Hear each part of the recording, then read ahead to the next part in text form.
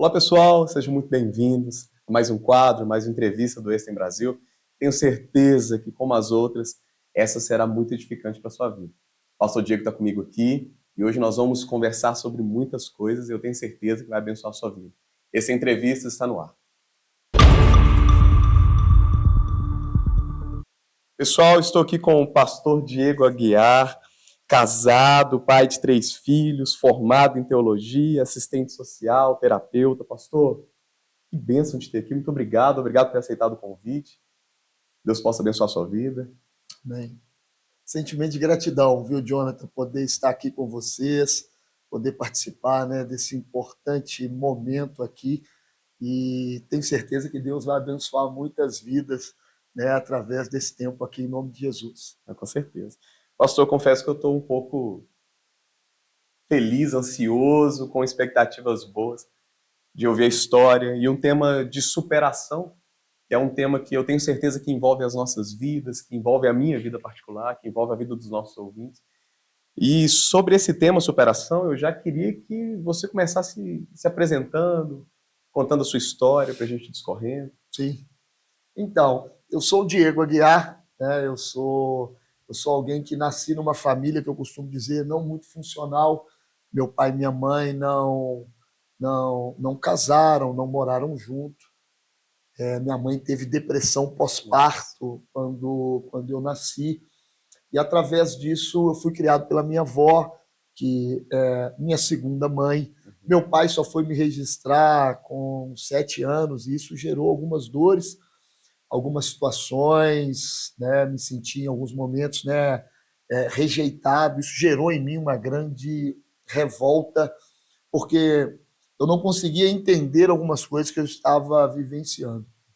E essa revolta ela me leva para um caminho que não cooperou, né, para a minha mudança, não cooperou para que eu pudesse ter sucesso na minha vida. E eu entro, né, no caminho das drogas. Isso foi com quantos anos, mais ou menos, pastor? Eu entrei no caminho das drogas com 11 anos. Eu 11? comecei a usar maconha, com 11 anos e meio eu já usava o crack, e aí as coisas pioraram muito. Uhum. Imagino. E te fazer uma pergunta, como que foi esse momento, esse tempo de 11 anos que você vivia com a sua avó? Lá era muito difícil? Como que era a sua interação com ela, assim, né? Conte um pouco para nós. Então, eu acredito que o grande desafio que a gente tem é poder entender que em todos os momentos Deus está nos permitindo recomeçar e querendo nos abençoar. Eu não sei como que é a história das pessoas que estão nos ouvindo, mas é importante entender que eu tive uma mãe que me deu o melhor que ela pôde, que é a Ana Lúcia, naquele momento, com a condição que ela tinha, né? Uhum. Ela me gerou a vida e eu não estaria aqui se ela não Verdade. tivesse, né, sido usada por Deus para isso. E aí, quando Deus me dá uma segunda mãe, eu não conseguia ver dessa forma. Uhum. Então, a minha mãe, Dona Elza, ela me deu de melhor, né? Ela é uma costureira muito esforçada, alguém extremamente comprometida com o trabalho, serva do Senhor.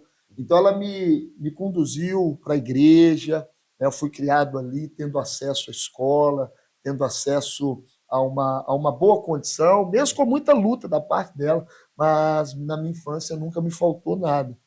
Nunca me faltou nada. Ela sempre deu conta do Ah, que recado e maravilha. foi muito bênção na minha vida. E só que craque com 11 anos é triste, né, pastor? É complicado, porque a forma como eu vi a minha vida, Uhum.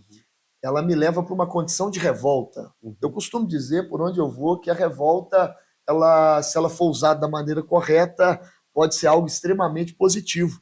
Mas se for usado da maneira errada, algo extremamente destrutivo.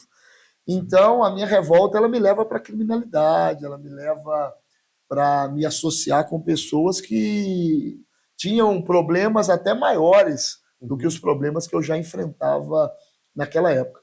E aí, quando eu começo ali no uso e no abuso das drogas, eu buscava resolver meu problema, resolver minha Uhum. dor, resolver a minha falta de respostas, por que tudo isso aconteceu comigo.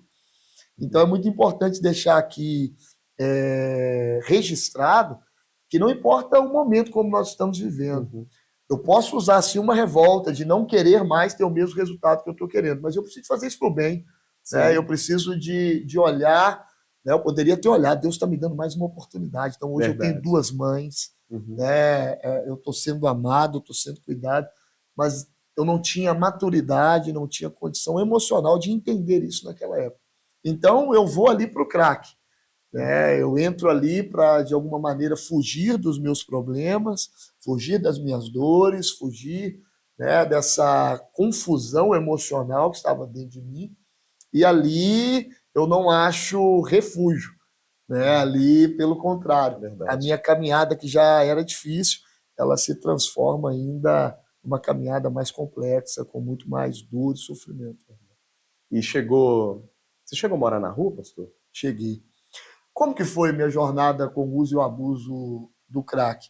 Eu começo com 11 anos, Uhum. é um uso que nós vamos dizer recreativo, usava algumas vezes, né, por semana, e isso vai crescendo de uma maneira muito rápida.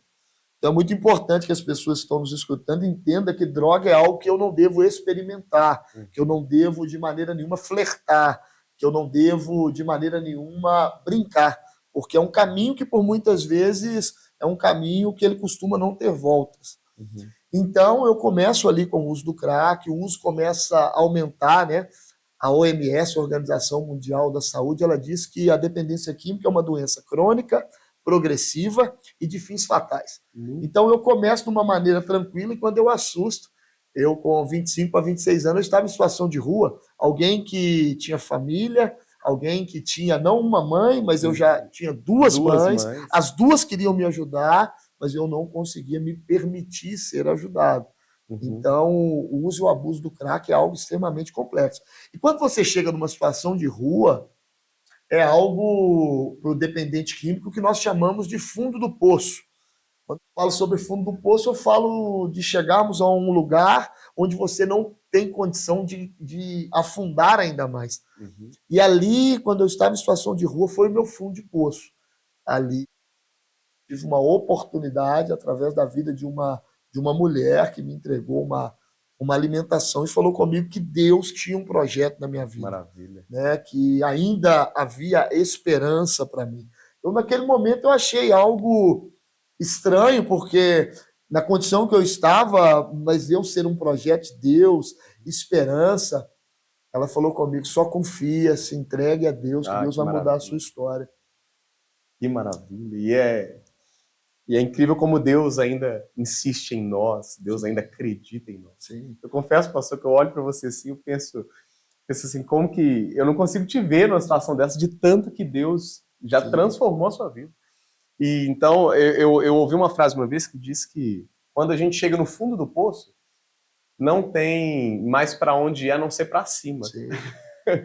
Então, com 25, você acha que ali é o fundo do poço, né? Sim. E quando começa a sua história de superação? Quando começa, se fosse o Jonathan agora, mudou, a chave mudou e algo diferente aconteceu na minha vida. Esse dia eu já comecei a ter um despertar, comecei a pensar numa mudança. Eu comecei a fazer uma reflexão sobre por que eu estava ali. E ali eu perguntei a Deus da minha maneira, falei: Deus, eu não tenho nenhum homicídio, eu não atentei contra a vida de ninguém. E Deus começou a trazer à minha memória o tanto de mal que eu tinha feito para pessoas. E ali eu começou a passar um filme sobre a minha história. E eu consegui ter um entendimento que tudo que eu estava vivendo foi nada mais do que o que eu plantei. E ali ainda havia muita misericórdia da parte de Deus, porque algumas coisas que eu plantei eu não cheguei a colher. A misericórdia de Deus se chegou. E ali eu tomei uma decisão, depois de mais uma semana após esse encontro, a minha mãe foi no lugar onde eu estava. E ela também, ela chega, ela leva para mim comida e ela queria que eu fosse embora. E quando ela me entregou a comida, eu comecei a discutir com ela, porque eu queria R$ 10. R$ 10 era o preço que comprava uma pedra de crack. E ali, minha mãe foi embora chorando para um lado, eu fui para o outro, e eu peguei aquela comida e coloquei na maloca onde eu estava, e eu fui por uma rua atrás, porque eu amo a minha mãe e já amava ela naquele tempo, mas eu não conseguia demonstrar a ela o amor que eu tinha através do uso do abuso das drogas, através da minha falta de gestão emocional, de entender tudo que eu estava vivendo. E ali eu fico um tempo, começo a questionar Deus. E quando eu volto para me poder pegar essa alimentação, porque outras pessoas ali da criminalidade viu aquele momento, minha mãe indo embora chorando, eu também, e no mundo do crime, mãe é alguém muito respeitado. Então, além de eu ter sentido dor naquele momento, eu também fiquei preocupado de alguém fazer algum tipo de covardia comigo após aquele momento. Quando eu volto, eu só queria achar aquela comida, aquela alimentação, e outras pessoas já tinham comido. E naquele momento eu comecei a sentir um toque de Deus, Isso marcou, sabe, sobre por que eu estava daquela forma. E ali eu liguei para minha mãe, né, liguei para ela cobrar e falei para ela que eu queria ajuda, que eu aceitava a ajuda que eles tanto me ofereceram e eu nunca aceitei. E ali minha mãe falou, então vou providenciar, vou buscar algum local para que possa te ajudar e você me aguarda que na hora que tiver tudo ok eu vou ao seu encontro. Nossa, Ali começou a mudança. Ali começou. Essa história te marcou, não marcou? Sim. Foi um divisor de águas, né, Jonathan, na minha vida. Nossa, que maravilha. E naquele momento você aceitou a ajuda? Aceitei a ajuda. O dependente químico, ele tem dificuldade de aceitar ajudas das Sim. pessoas? O que você falou uma coisa interessante, pastor, da dificuldade que as drogas tiram de você expressar o seu sentimento de amor para sua mãe. Sim. Isso é muito pesado, isso é muito forte, né? Tirar essa condição de você demonstrar, você nunca deixou de amar sua mãe. Sim, mas não conseguia demonstrar com atitudes, porque a dependência química ela gera uma condição de escravidão no adicto, no usuário, de uma tal maneira que ele não consegue ser intencional no seu amor. Porque, pensa bem, eu amava minha mãe, mas fazia ela sofrer muito. Eu amava minha mãe, mas retirava recurso que ela precisava para outras coisas. Eu amava minha mãe, mas eu já cheguei a vender coisas que para ela era importante. Então, era um amor que não conseguia ser traduzido em práticas. Então, o dependente químico ele sofre muito por isso. Ele sofre muito. Por quê? Porque ele fala assim, mais uma vez eu magoei quem eu amo. E aí, ele, por muitas vezes, ele se inclina ainda mais para o uso de alguma maneira para tentar se punir. Dizendo assim, para mim realmente não tem como, para mim realmente não funciona. Nossa. Impressionante, pastor. Sim. Impressionante. Impactante. Eu tenho certeza que a pessoa que está nos assistindo. Eu confesso que eu nunca ouvi algo assim. Nunca ouvi algo tão profundo, tão forte. Naquele divisor de águas ali, o dia que você aceitou a ajuda, qual foi o próximo passo? O que aconteceu ali naquele? Então, acho importante falar algo que o senhor ponderou aí agora, sobre a dificuldade que o dependente químico tem para aceitar. De repente, tem pessoas que estão no uso, no abuso das drogas e estão nos escutando aqui. É muito importante entender que o dependente químico é alguém que ele transfere muito a responsabilidade. O que é isso?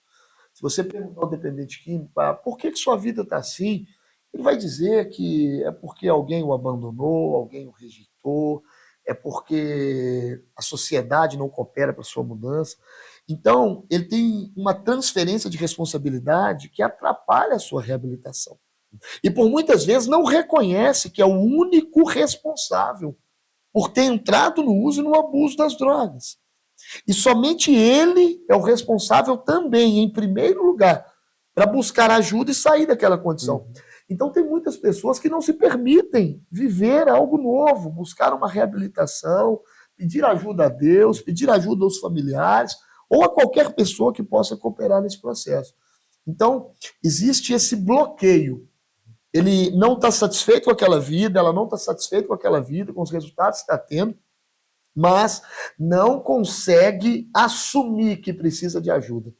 Então, um grande dificultador de reabilitação de um dependente químico é a negação. Alguns dizem que não tem um problema. Então, isso é algo assim muito complexo. E aí eu tomo uma decisão, através desse pedido que eu fiz à minha mãe, ela de maneira prontamente, ela mobiliza, ela pede ajuda a outras pessoas, né? Maravilha. porque eu deixei ela numa condição muito complexa, porque antes de eu ir para a rua, eu vendi todos os móveis, né? Ali na casa dela, eu fiz empréstimos no nome dela, e ela ficou numa condição assim muito complexa. E aí, quando eu falo isso aqui, não é para valorizar isso que foi feito, mas é para que as pessoas possam entender, de repente tem uma mãe que está nos escutando, né? Hoje, a mudança, eu consigo proporcionar para minha mãe infinitamente mais do que aquilo que eu prejudiquei Uhum. naquele tempo, né? Então, assim, não desista do seu filho, não desista do seu marido, não desista da sua esposa, não desista da pessoa que você ama, porque existe vida após as drogas. E aí, eles conseguem uma comunidade terapêutica para mim, né? Eles conseguem um lugar onde as pessoas me acolheram e me deram uma oportunidade, né, de recomeçar a minha vida. Maravilha, maravilha. Você, você disse uma coisa interessante, eu queria pegar um gancho da negação, às vezes da pessoa quando ela, às vezes ela nega, transferência de culpa. E talvez tenha algumas pessoas que estão nos assistindo e que estão com essas pessoas, pessoas que elas amam e que Sim, amam elas de volta. E que tá com essa dificuldade de talvez ajudar. Como que a gente faz para ajudar esse tipo, como que a gente lidar com esse tipo de pessoa? Como sim. que a gente ajuda? Conhecimento, né? E conhecereis a verdade, e a verdade vos Maravilha. libertará, né? É o conhecimento. Então, para a mãe, para a esposa, para o marido, para o pai que está acompanhando um filho e quer ajudar, primeiro você precisa de ser cuidado através da codependência. O que é a codependência, John? A codependência é quando eu me torno dependente emocionalmente da dor, do sofrimento, da dependência química de outra pessoa que eu amo muito. Então, eu preciso, em primeiro lugar, quando você quer cuidar do seu ente querido, você precisa de cuidar de você em primeiro lugar. Uhum. Para quê? Para que você possa estar bem e saber como ajudá-lo. Então, esse é o primeiro ponto. E entender que algumas coisas que hoje ele tem feito, algumas decisões que ele tem tomado, não é por falta de amor. Eu acho que é muito importante reiterar isso aqui. Porque às vezes uma mãe, uma esposa, um marido diz assim, mas não me ama. Não. Há o amor. Mas a dependência química ela é tão pesada que ela aprisiona a pessoa, o adicto, o usuário dentro dela, que ele não consegue ser intencional. Ele planeja, mas não consegue fazer. Uhum. Eu lembro que em dias tão importantes, Natal, aniversário da minha mãe, eu planejava coisas tão legais, mas nesses dias eu não conseguia comparecer. Nesses dias eu não conseguia estar. E isso era tão ruim, era tão complexo, porque além dela sofrer muito, isso ainda me distanciava mais, porque vinha uma vergonha, né, pelas ações que foram feitas. Nossa, pastor. É, eu conheço algumas mães que enfrentam isso, algumas esposas, e eu vou insistir, eu vou compartilhar essa conversa Vamos nossa, sim, assim, olha, assiste lá, que é esse conhecimento as pessoas precisam ouvir. E deixa eu te fazer uma outra pergunta. Você aceitou a ajuda sim. e ali foi o divisor de águas para sua vida. Ali começa a superação das É, dificuldades, das culpas. Ali, nesse momento ali, você disse assim: a culpa não é de X, não é da sociedade, não é da rua, não é da casa. sim. A culpa. Ali eu saio de uma condição de vítima, né, de uma Uhum. condição de autopiedade, eu paro de alimentar um sentimento de rejeição, e ali eu tenho um despertar, eu tenho um encontro com Deus, Maravilha. e Deus ali ele me sara, né? Aquilo que aquela mulher tinha me falado, né? Que eu era um projeto de Deus, que existia um propósito na minha vida. O Senhor me falou. A palavra fala em Romanos 8:16 que o próprio Espírito testifica no nosso espírito Que que som. nós somos os seus filhos. E ali eu consegui ser tocado pelo Senhor e entender que eu nunca fui órfão, que eu nunca Maravilha. fui abandonado, mas pelo contrário, que o Senhor estava ali e que Ele ia me usar para que eu pudesse levar essa mensagem para outras pessoas que se encontravam na mesma condição que eu e a minha família. E que você tem duas mães e que você tem dois pais também, Dois né? pais. É o pai, nosso Pai Sim. celeste que cuida de nós, que Sim. cuida das nossas vidas. E quando nós olhamos assim, John, tudo muda, né? Verdade. Porque eu não sei como que vocês percebem, mas é importante que a gente pense que tudo na vida é a gente que dá o significado. Maravilha. A dependência química, a drogadição, a criminalidade, até 26 anos ela trouxe um significado de muita dor, muito sofrimento, de fracasso, de angústia, de medo. De 26 anos até hoje, que eu tenho 40, o significado foi outro. Foi o significado de superação, transformação, né, de sucesso. Quando eu falo sucesso, não de ter uma vida melhor do que a das outras pessoas, mas de experimentar uma vida de sucesso em Deus, né, encontrando uma paz que excede todo entendimento. Maravilha. E vivendo uma vida de propósito. Maravilha. Você ficou quanto tempo desde a sua decisão de mudança? Sim. Lá, assim, Na comunidade terapêutica. Isso, na comunidade, o seu processo. Então, meu processo foi de 6 meses. Eu entrei, eu tomei uma decisão de aderir todas as ferramentas que ali eles tinham na comunidade terapêutica. Eu me entreguei ao máximo em tudo que foi atividade. E com 6 meses eu recebi ali a minha alta terapêutica. Que maravilha! E para mim, a minha vida, né, ela recomeçou. E ali você começou a ser intencional, né? Você começou a... Quando você saiu, quem que te recebeu lá? A minha mãe. Maravilha. Ela me levou e ela me recebeu. E teve algo assim dentro da comunidade terapêutica que eu queria deixar aqui registrado. Pode, à vontade. Eu lembro que a minha mãe, ela pegava 3 ônibus para sair do bairro Jardim Leblon para poder me visitar. E fora esses 3 ônibus, ela precisava de esperar ainda uma colaboração de alguém que passasse, porque na BR até o local onde era a instituição eram 3 quilômetros. Uhum. E eu lembro que na primeira visita, quando a minha mãe ela entra ali na instituição, lá no dia de visita tinha um tempo, né, que era um tempo de louvor, um tempo de gratidão a Deus. Maravilha. E me chamaram para cantar, me chamaram para poder ali louvar o Senhor. Você tem uma voz. Mas não canto, não tenho nenhum talento assim, mas louvo o Senhor com todo o meu coração. Maravilha. E ali nós louvávamos o Senhor e a minha mãe foi chegando, rapaz. E ela foi chegando lá embaixo, como a gente estava lá no alto, eu fui vendo ela chegar, sabe? E ali ela vindo e eu indo nesse encontro, e ali ela foi se emocionando e eu também, né? As lágrimas foram tomando conta, mas não de dor, sabe? Mas um sentimento de gratidão, de alegria. E ela virou para mim e falou assim: meu filho, eu acredito, né, na mudança que Deus está realizando na sua vida. E ali eu falei com ela, sua mãe, Deus mudou minha vida. Eu vou fazer todo o meu processo aqui até finalizar. Eu vou me dedicar totalmente. Mas algo de Deus aconteceu na minha vida. Maravilha. Eu queria deixar isso aqui registrado. Nossa, que bonito, pastor. Bonito. Foi bênção demais. Depois do processo, depois dos 6 meses, sim. Agora é uma pergunta que eu preciso fazer: como foi na sua vida? E também você abranger também como que é na vida como que é hoje na atualidade. Porque como que é a reintegração na sociedade?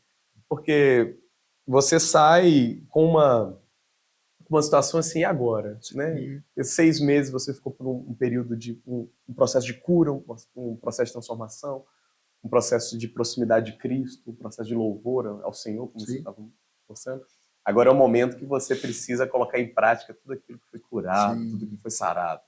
Como que é esse momento de reintegração? Como que é a saída? Para mim, é o momento mais desafiador. Por quê? Você precisa de ser extremamente intencional para que você coloque tudo em prática no seu objetivo de nova vida. Uhum. Mas quando nós paramos para observar, o dependente químico, contando um pouco assim da minha história, foi 16 anos de uso de crack e outras drogas. Então, em alguns momentos, o meu subconsciente, a minha própria mente, ela quer te sabotar. Então, quando você sai, você precisa de entender o processo. Porque quem tinha mudado era eu. As bocas de fumo, os bares, as propostas, elas continuavam ali. Elas não mudaram. Não mudavam. E ali eu precisava de trabalhar, porque eu já tinha 2 filhos, eu precisava de cumprir com as minhas obrigações, eu precisava de estudar, eu precisava de recomeçar minha vida.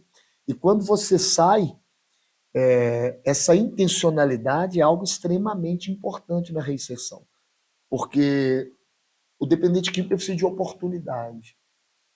Não adianta você falar comigo assim, ó, Diego, você vai abandonar o crack, as drogas, a criminalidade, mas eu vou fazer o quê?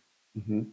Eu não sabia fazer nada, mas eu tinha uma experiência como vendedor, como representante comercial. Maravilha. E ali alguns amigos me deram uma oportunidade de trabalho.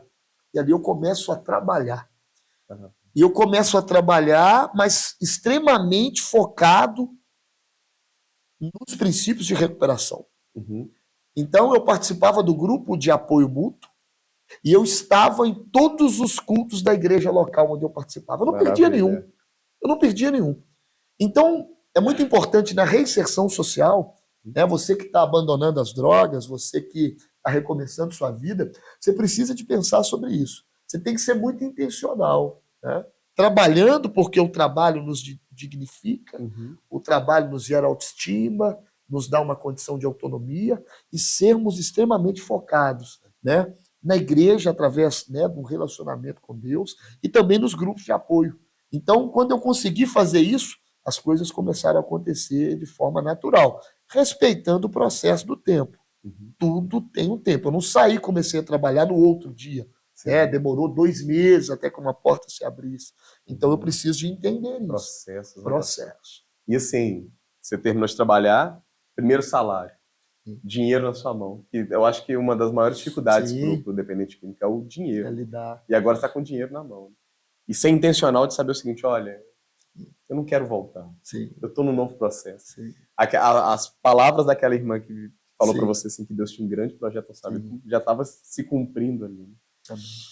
Você falou uma coisa muito interessante, pastor, sobre processo, aonde quem havia mudado era você. E as pessoas não haviam... As coisas continuavam iguais. Sim. Como foi essa reaproximação dos seus filhos? Você falou que já tinha 2 filhos. Sim. Como foi a reaproximação das suas mães? Sim. E fala um pouco do seu pai também, né? Se você puder. Então, como que funciona? Essa reaproximação com os meus filhos, na época eu tinha o Lucas tem 22 para 23 anos, vai fazer 23 anos agora, o Diego 14 para 15. Então, o Diego era pequeno, a reaproximação foi muito rápida, porque o Diego chegou aí me visitar, o Diego era alguém mais próximo, ele não sofreu tanto com a minha adicção. O Diego sofreu durante 1 ano. Porém, com o Lucas, foi um período e um processo mais conturbado, porque eu tinha plantado muito sofrimento, distanciamento, né? Então, foi um tempo de reconquistar. Foi um tempo de reconquistar. Esse processo foi extremamente pedagógico para mim e para muitas outras áreas, porque eu precisei de reconquistar o meu filho, eu precisei de fazer algumas reparações, né, com os familiares dele, porque, né, no momento de uso e abuso eu cheguei a prejudicá-los. Então, eu começo a encontrar com o meu filho, nós começamos a ter pequenos encontros, esses encontros vão gerando relacionamento, o tempo foi passando, ele foi vendo a minha mudança, e depois de uns 3 anos nós nos reaproximamos totalmente. Respeitando então, o tempo dele, respeitando essa nova reconstrução de confiança. Isso é muito importante entender no processo de recuperação. Entender o processo de reaproximação e de retomada de confiança com as pessoas que, de alguma maneira, nós geramos algum tipo de transtorno. E tudo aquilo que a gente construiu, né? Tudo aquilo que a pessoa construiu e você destrói, você tem que reconstruir de novo. É um processo. É um processo. E tem que respeitar os tempos. Eu vi que você teve muita maturidade, muita sabedoria, poder entender o seguinte, olha, não posso voltar e esperar que meu filho vai me receber de braços abertos como se nada tivesse acontecido. Né? Eu falei algo com meu filho que ficou marcado com o Lucas. Eu falei com ele assim, Lucas, eu não fui um bom pai para você. E isso é um fato. mas isso é um fato que está no passado. Eu queria uma oportunidade de você me conhecer uma nova pessoa que eu sou hoje. Queria uma oportunidade para que a gente pudesse desenvolver o relacionamento. Eu não te peço nesse momento nem para ser seu pai. Eu queria encontrar com você 2 vezes no mês, a gente bater um papo, comer algo junto e depois, né, ter a oportunidade de poder ser seu pai. Na época ele tinha quantos anos? Na época, o Lucas tinha 11 para 12 anos. E aí ele me deu essa Ah, que oportunidade, sabe? maravilha. E eu lembro que em um dos nossos encontros, falei com ele, né, que era muito feliz pelo homem que ele tinha se tornado, porque o próprio Deus e a mãe dele cuidou dele, sabe? Menino extremamente educado, assim, acima da média. E ele virou para mim nesse dia e falou comigo assim: ó pai, eu também tenho muito orgulho da pessoa também que o senhor Nossa. se tornou. Aquilo ali foi algo extremamente importante para mim, sabe? E ali você percebeu Que Deus tinha restaurado. restaurado. Nossa, que maravilha. Sabe o que que eu percebo, pastor, analisando, às vezes, algumas escrituras? Sim, Que o Senhor, ele não trabalha, quando ele cria algo, ele não destrói e constrói de novo. Ele trabalha com renovo, sim. com restauração. Restauração.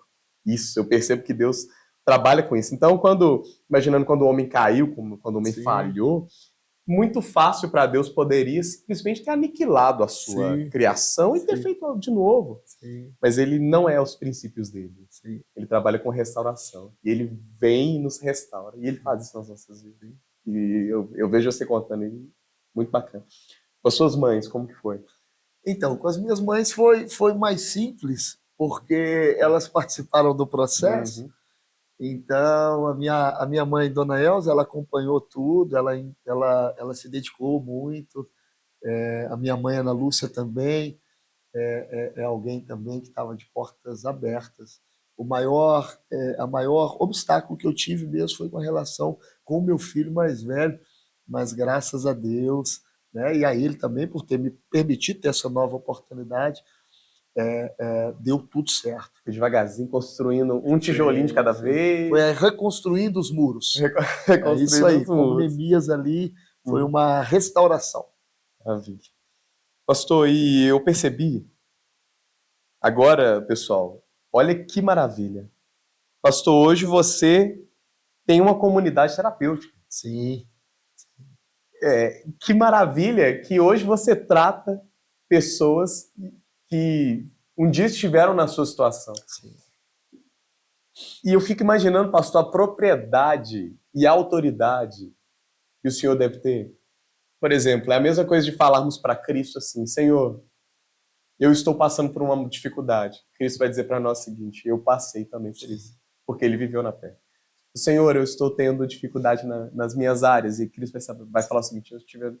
E você sabe o que eles estão passando. Como que começou esse processo de.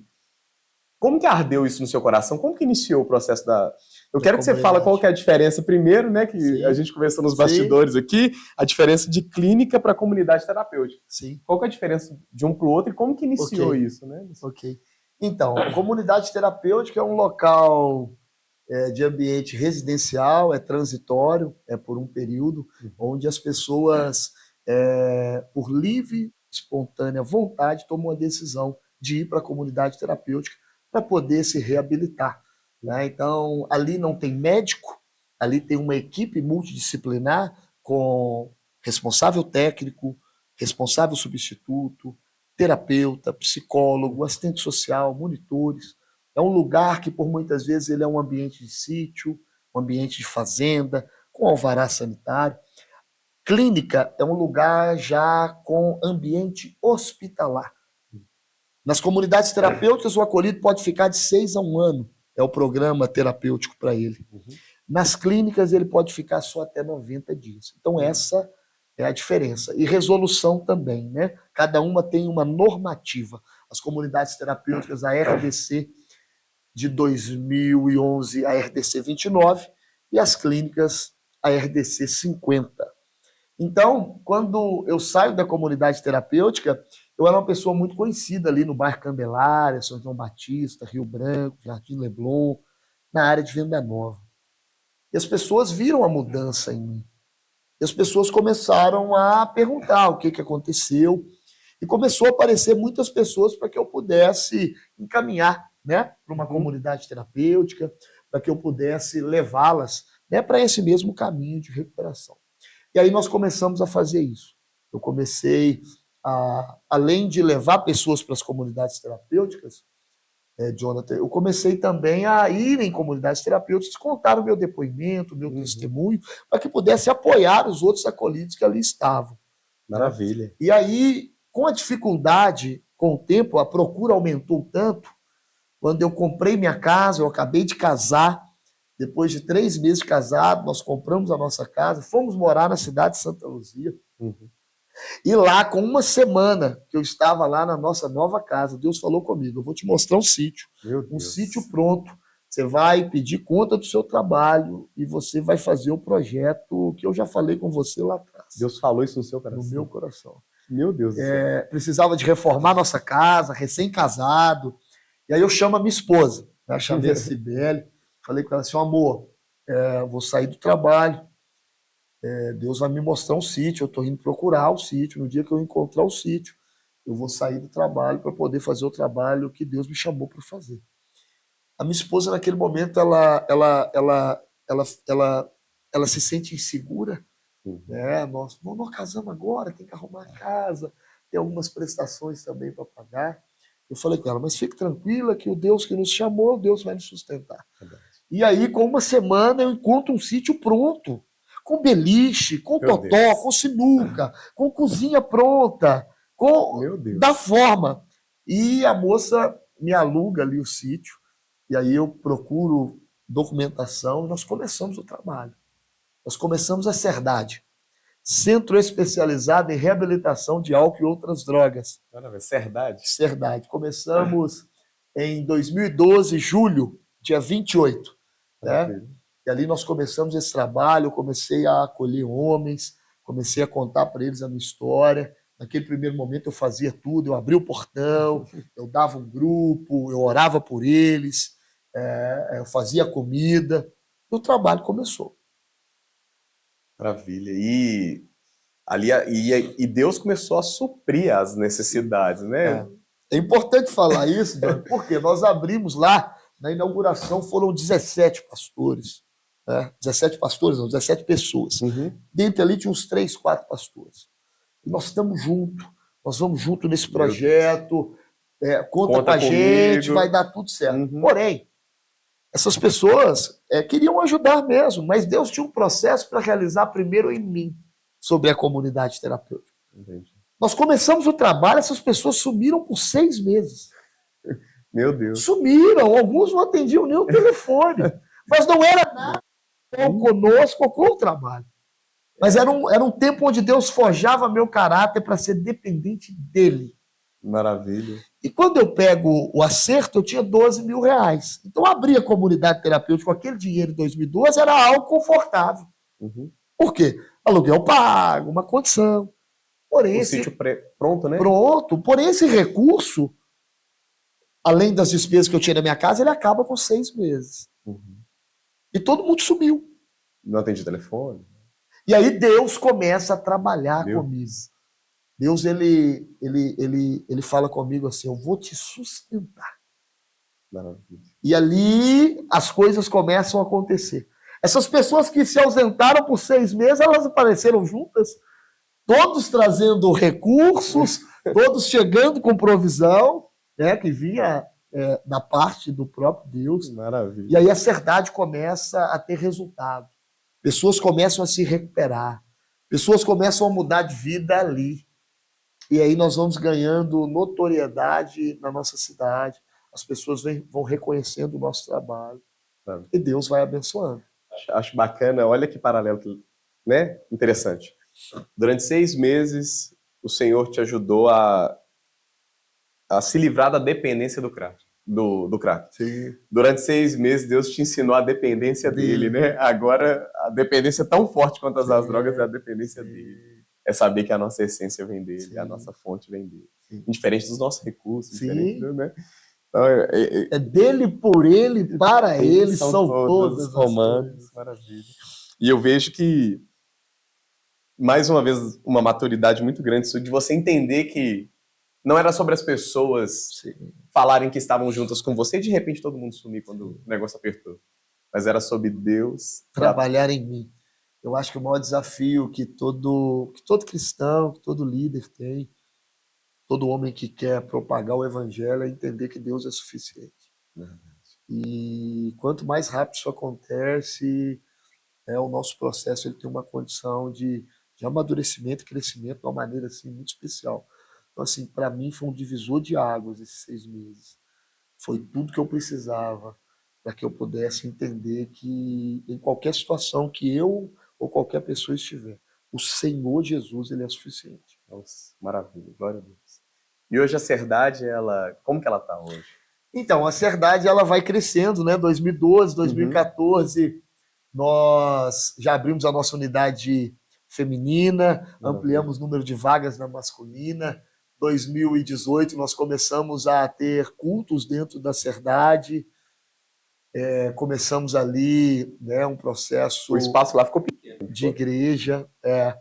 Então, assim, a Cerdade ela sai de 15 acolhidos, hoje nós atendemos 72. Nós temos Maravilha. 72 vagas.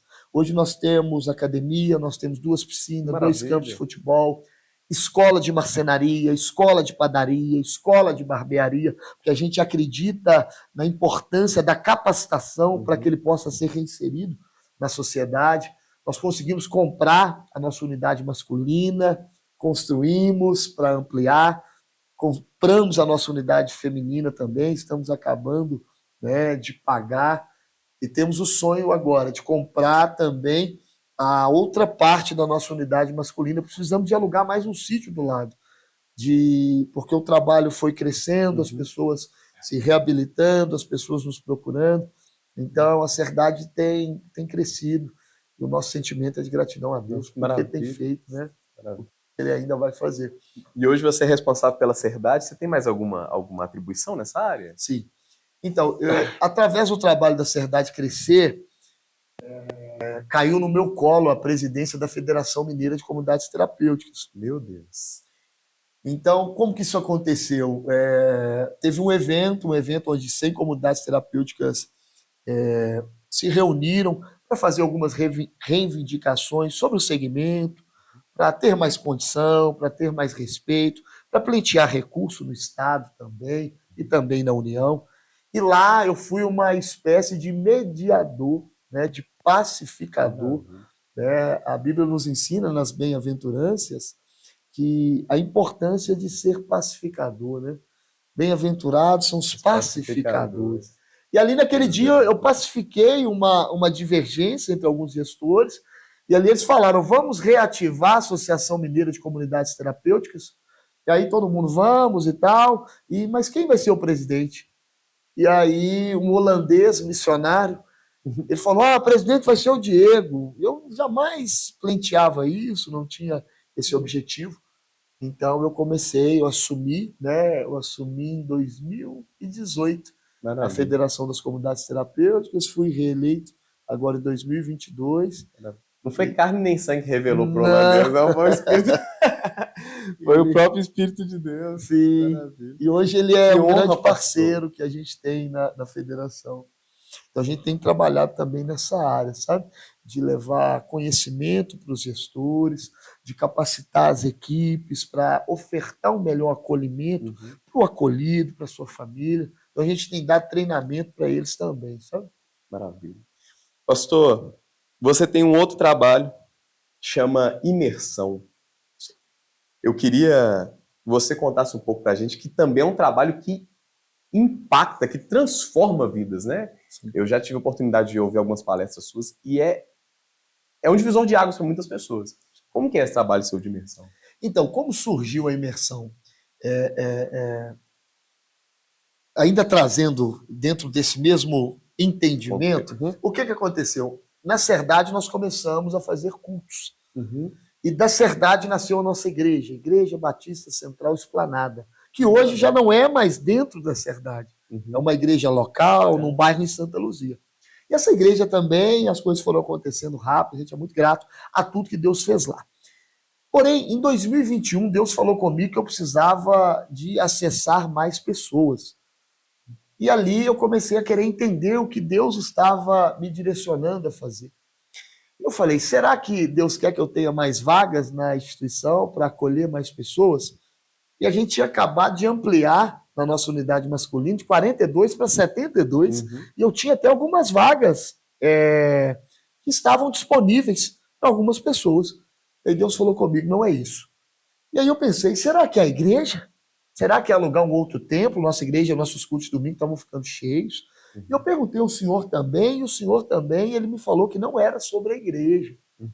E ali naquele momento eu falei assim, Deus, então o que é? O senhor precisa de ser específico para que eu entenda e não tome nenhuma decisão errada. Deus falou comigo, eu quero que você acesse pessoas que não vão na igreja te escutar. Eu quero que você acesse pessoas que não querem aprender sobre a sua história de dependência química. Eu falei, mas como é que eu vou fazer? É o que eu sei fazer. E aí Deus me deu um nome para uma palestra Sabedoria Emocional. Uma palestra tirada de Provérbios, capítulo 2, 3. E ali eu começo com essa palestra, onde eu comecei a perceber que as pessoas estão hoje com uma dificuldade muito grande de gerir suas emoções, de superar os seus traumas, as suas dores. E aí entra a palestra Sabedoria Emocional. Eu começo a fazer palestra para as pessoas, onde não está ali meu nome como pastor, onde eu não falo sobre a nossa Cerdade, comunidade terapêutica, mas eu falo sobre sabedoria emocional. E ali nós começamos a acessar pessoas que não se achegavam a gente através do Instagram, Facebook. E aí a palestra Sabedoria Emocional é uma oportunidade para um despertar para essas pessoas que querem melhorar os seus resultados, querem melhorar o seu relacionamento com a família, quer melhorar o seu relacionamento na igreja, quer melhorar o seu relacionamento, os seus resultados no trabalho. Então a pessoa passa por essa palestra, ela tem um despertar, e nós convidamos essa pessoa para poder acessar a imersão, que acontece 3 vezes no ano. Para quê? Para que ela possa consolidar esse processo de mudança e continuar se desenvolvendo como homem, como mulher, como pai, como gestor, como empreendedor. Ali nasce a palestra Sabedoria Emocional e a imersão Champions. Nossa, que maravilha, pastor. E isso trata alguns bloqueios que algumas pessoas, que todos nós carregamos de algumas coisas, né? Sim. E alguns bloqueios eu já ouvi um empreendedor muito famoso falando, o pastor, que algumas pessoas têm, às vezes, nem é medo de dar certo. Não é nem medo de dar errado. É medo de dar certo. Então, eu vejo essas palestras de imersão para eliminar os bloqueios das nossas vidas, para a gente alcançar resultados, ser mais intencional, acho. Gosta dessa palavra? Sim. Ser mais intencional. E vem falando sobre isso mesmo? Sim. O que a gente faz, né, na palestra? A gente vem trazer a consciência das pessoas através de dados. 95% das pessoas hoje são contratadas pela sua habilidade curricular, pelas suas competências. E 91% delas são demitidas pela sua falta de habilidade emocional. Então, a pessoa é contratada pelo bom trabalho e função que ela desenvolve. E ela é demitida por falta de habilidade emocional, de lidar com o outro, comportamento. Hoje, no Brasil, o segundo maior motivo para divórcio é a falta de habilidade e diálogo no relacionamento. Então, quando você para observar, quando você traz esses dados, as pessoas começam a entender que nunca investiram nessa área. Já estudaram sobre muitas coisas, já investiram em muitas áreas, mas quando você tem um problema, como que você cuida das suas emoções? Quando você é frustrado, quando alguém combina com você e não cumpre, quando você é confrontado, quando você é deixado, quando você é substituído, onde você cuida disso? Então, a sabedoria emocional ela vem para poder cuidar disso, cuidar da nossa saúde emocional. Quantas vezes eu tenho um chamado da parte de Deus? Eu sou um pastor, eu sou alguém que Deus me usa, mas o estresse do dia a dia, a dificuldade em lidar com os obstáculos do ministério, de lidar com opiniões diferentes, pessoas que estão ali conosco, né, na igreja local, e muitas vezes falta gestão emocional, porque existem coisas, Jonathan, que Deus faz. É Deus que pode me curar da dependência química, é Deus que pode restaurar um casamento, é Deus que pode curar um enfermo. Mas a Bíblia nos ensina em Romanos 12, verso de número 2, e não vos conformeis com as coisas do século, mas transformai-vos a vossa Mente. mente. Renovação. Então, a transformação da mente não é Deus que vai fazer, é uma transformação, transformai-vos. Sou eu que busco essa transformação através da renovação da palavra. Sim. A palavra nos liberta, a palavra nos transforma. E só assim que nós vamos experimentar o quão bom e agradável. E perfeita e agradável a vontade do Senhor para nós. E aí a gente consegue melhorar os nossos resultados. Em todas as áreas. Em todas as áreas. Então a imersão, ela é uma oportunidade para que a gente venha gerar identidade.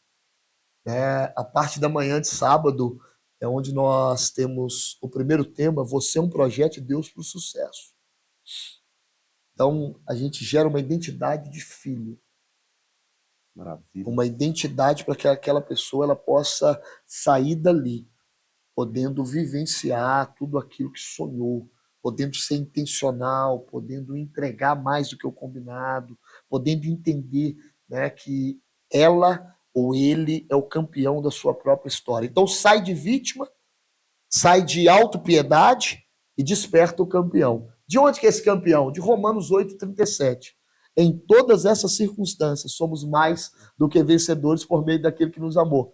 Então, a imersão é nós levarmos pessoas que não iam acessar Jesus a conhecer Jesus através da imersão. E depois voltar para suas cidades, ir para uma igreja local.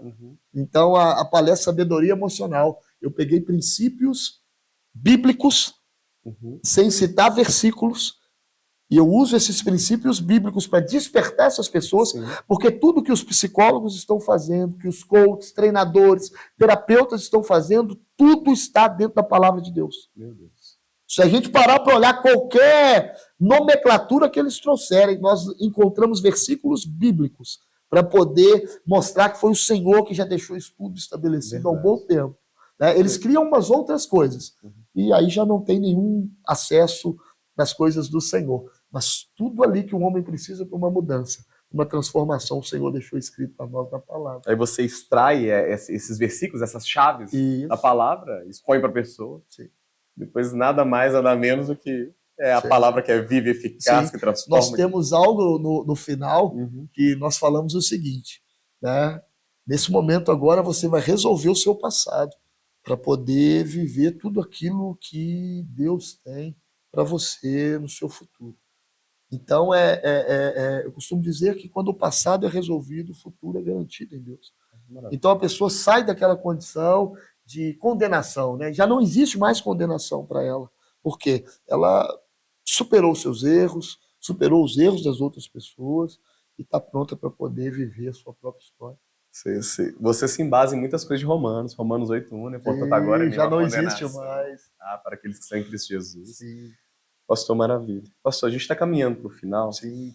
E eu queria te fazer uma pergunta, que é a última pergunta. Teve alguma experiência com Deus dentro das várias que você citou? Pode até repetir uma delas, talvez você já falou. Você disse para mim assim, Jonathan, foi impactante. Essa experiência com Deus mudou a minha vida profundamente. Deixou marcas dele em mim. Teve alguma coisa que você lembra assim? Eu já tive algumas experiências com Deus que marcaram muito a minha história. E eu estava num lugar que chama Encontro com Deus. E eu estava em situação de rua, porque antes de eu ir para a comunidade terapêutica, estava tudo pronto, era numa sexta-feira, mas a comunidade tinha o dia do acolhimento, que era só na terça. E como eu estava em situação de rua e decidido a mudar, um irmão perguntou se eu queria ir para o encontro com Deus, que eu não tinha lugar para ficar, que eu não podia ficar na minha casa, porque eu já tinha feito muito mal para minha mãe, e outra coisa, eu tinha dívidas por ali. Então eu fui para esse lugar que se chama Encontro com Deus. E num sábado à tarde, muitas pessoas caíram ali, endemoniadas, sendo libertas. Eu falei com Deus, falei, Deus, eu não posso sair daqui do mesmo jeito que eu entrei. Eu estou vendo essas pessoas aí, bem vestidas, arrumadas. Eu tenho certeza que tem gente ruim aí, mas não deve ter gente ruim igual eu, não. O senhor precisa me ajudar, o que é que eu preciso fazer? Eu falei com Deus dessa forma, foram as palavras que eu usei. E Deus falou comigo, sai do salão. Eu levantei, saí do salão, era um fim de tarde. Eu parei assim numa cerca, numa montanha alta, do lado de uma cerca de arame, coloquei minhas mãos ali. E ali eu fechei meus olhos, falei, Deus, o senhor precisa mudar a minha vida, porque eu não aguento mais. Eu não aguento viver. Eu não posso sair daqui do mesmo jeito que eu entrei. Não tem lugar nem para ir, a não ser para essa comunidade terapêutica. Eu sei que se algo não acontecer na minha vida, eu não vou aguentar ficar lá. E ali naquele momento veio um vento impetuoso e uma chuva muito forte. E naquele momento eu comecei a ficar molhado e eu abri os meus olhos e não havia chuva naquele lugar. Meu Deus. Não havia vento naquele Meu lugar. Deus. E eu continuei a chorar, e eu continuei a participar ali, continuei a sentir aquele vento. Ali, aquele dia, o Senhor mudou a minha história. Ali naquele dia, a minha vida nunca mais, ela foi a mesma, sabe? Todas as vezes que eu lembro disso, eu me emociono, porque eu saí dali um novo homem, sabe? Ah, mas por que você foi para a comunidade terapêutica? Eu fui porque eu entendia que tinha um processo para me viver. Eu entendia que tinha um projeto de Deus para mim naquele lugar. Então, esse encontro que eu tive com Deus foi algo sobrenatural e foi algo que me deu um combustível assim para me poder passar pelo que eu precisava passar. Então, assim, que as pessoas não desistam de ter esse encontro com Deus, sabe? E olha para você ver, ele pediu para que eu saísse do lugar onde eu estava, para que eu fosse ali, eu parei ali, e naquele momento. Então, para mim, foi algo muito importante, muito importante. Pastor, confesso que eu já, vou sair daqui impactado, eu estou saindo daqui impactado. Deus falou muito comigo e Deus possa continuar te abençoando. Eu não tenho palavras para te agradecer, não tem dinheiro que eu possa te retribuir esse Nosso sentimento de momento. gratidão, né? Obrigado mesmo por esse momento que vocês passaram com a gente. O pastor Diego tem uma frase e eu amei essa frase, eu quero compartilhá-la com você. Existe vida Após as drogas. Existe vida após as drogas. Você ouviu a história dele, hoje ele é teólogo, hoje ele é presidente da Federação Mineira de Comunidades Terapêuticas. Obrigado. Hoje ele dá esses cursos de desbloqueio, de imersão, de transformação de vida. E nós estávamos falando de alguém que outrora estava em uma situação deplorável, mas Deus transformou e através do poder dele, hoje está aqui contando a história. Glória a Deus. Tem chance para você, irmão. Tem chance para você que está nos assistindo, para seu filho, para o seu marido, para sua esposa. Tem chance, sim. Não desista, nunca. Deus abençoe a sua vida, pastor, mais uma vez. Obrigado. Gratidão. Eu queria só deixar algo para quem está nos escutando aí. Eu quero reiterar, você é um projeto de Deus. Eu não sei o que você está vivendo hoje, mas eu quero declarar sobre a sua vida um novo tempo, que você possa entender que tudo que você precisa, você pode encontrar em Jesus. Ele está de braços abertos para poder mudar a sua história, para poder te tirar dessa situação que às vezes você não vê saída. Mas o nosso Deus, ele é especialista em transformar o que não era para transformar naquilo que é o projeto que ele tem. Então, para Deus nada é impossível. Nós declaramos que você é um projeto de Deus para o sucesso. Gratidão. Gratidão. Um abraço. Obrigado. Um abraço a todos.